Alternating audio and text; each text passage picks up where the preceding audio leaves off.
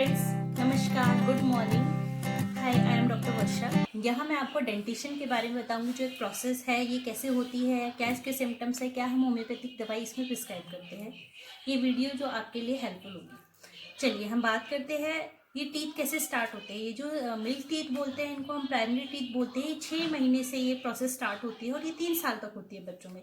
पहले बच्चे के सेंट्रल इंसीजर आते हैं, लेटरल इंसीजर आते हैं, फिर केनाइन आते हैं, फिर फर्स्ट मोलर और सेकंड मोलर आते हैं। ये प्रोसेस क्या होती है? इंसीजर जो होती है, सेंट्रल इंसीजर 8 से 12 महीने के बीच में होती है। लेटरल इंसीजर जो होती है 9 से 13 महीने के बीच में होते हैं। केनाइन जो होते हैं 16 से 22 महीने के बीच में होता है। फर्स्ट मोलर होता है 13 से 19 महीने के बीच में, और सेकंड मोलर होता है 25 से 33 महीने के बीच में। मतलब ये आपके 2-2.5 साल में होते हैं। तो इनके सिम्टम्स क्या होते हैं? जब बच्चों को दांत आते हैं तो बच्चे बहुत ही ज़्यादा चिड़चिड़े हो जाते हैं, बहुत बच्चे क्रैंकी हो जाते हैं, फंसी हो जाते हैं, उनको नींद नहीं आती, स्लीप डिस्टर्बेंस होती है, बच्चे बहुत रोते हैं। तो पेरेंट्स बहुत ही परेशान हो जाते हैं कि किसी किसी बच्चे को तो बहुत ज़्यादा फीवर भी हो जाता है। नॉर्मली वो टेम्परेचर हम फीवर नहीं बोलते, यूजुअली टेम्परेचर से थोड़ा हायर होता है, जैसे 99 हो गया।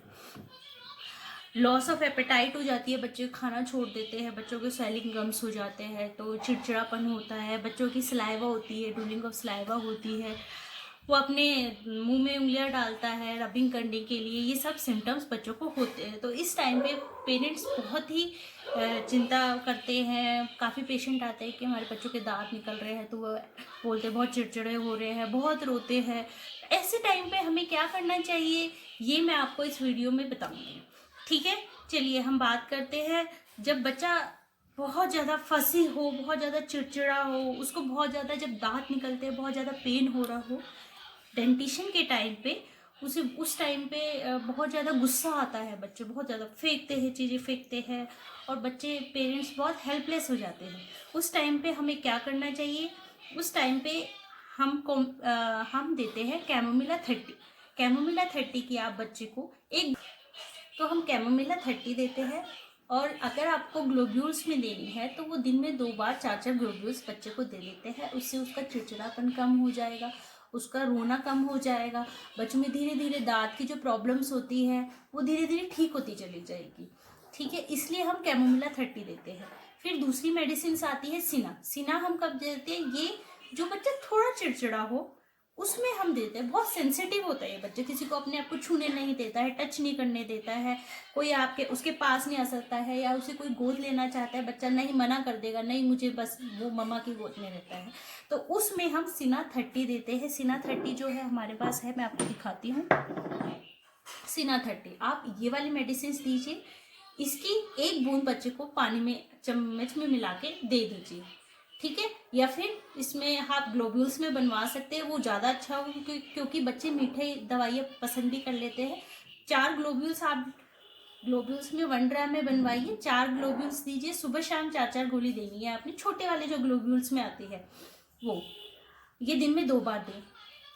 फिर आता है किसी किसी बच्चे के बहुत ज़्यादा जो गम्स होते हैं, बहुत सूजन आ जाती है, वो हर टाइम उनको अपने हाथों से दबाता रहता है, या पेरेंट्स होते हैं तो वो दबा देते हैं। ये सब उससे फिर बच्चे को बहुत आराम मिलता है। प्रेस करते हैं कुछ, जैसे कोई कॉटन का कपड़ा लिया है, उससे हल्का गर्म किया और उसको हल्का ठंडा किया और फ्रिज में रख दिया कुछ कॉटन का कपड़ा, और बच्चों को उसमें प्रेस करके हाइजेनिक मेंटेन करके उसको हल्का हल्का दबा देने से बच्चे को आराम मिलता है। तो उस केस में हम बेलाडोना देते हैं। बेलाडोना में भी क्या होता है, उसमें बच्चे को अगर फीवर भी चढ़ रहा है तो हम बेलाडोना की डोज देते हैं, बेलाडोना 30 की डोज देते हैं अगर उसमें फीवर है साथ में बच्चे को, डेंटिशन के टाइम पे। और इसी वजह से हम ये 30 बेलाडोना 30 देते हैं। बेलाडोना 30 की ये भी हम 4-4 ग्लोब्यूल्स देते हैं सुबह और शाम को। इससे बच्चे के जो चिड़चिड़ापन है, फीवर उतर जाता है, और जो उसके स्वलन गम्स जो सूज जाते हैं वो भी धीरे धीरे सूजन कम हो जाती है।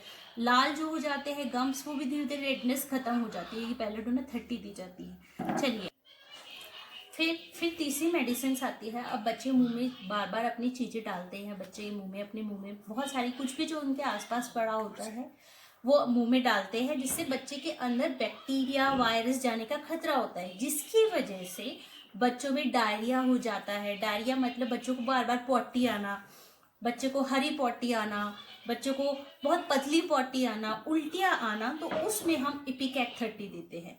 इपिकैक 30 दी जाती है, उसमें इपिकैक 30 दी जाती है। और उससे क्या होता है, बच्चे की वॉमिटिंग कंट्रोल में आ जाती है, बच्चे का डायरिया कंट्रोल में आ जाता है। लेकिन आपको साथ साथ ORS भी देना चाहिए, ताकि बच्चे के अंदर पानी की कमी ना आए। हाइड्रेशन प्रॉपर होना चाहिए बच्चे का।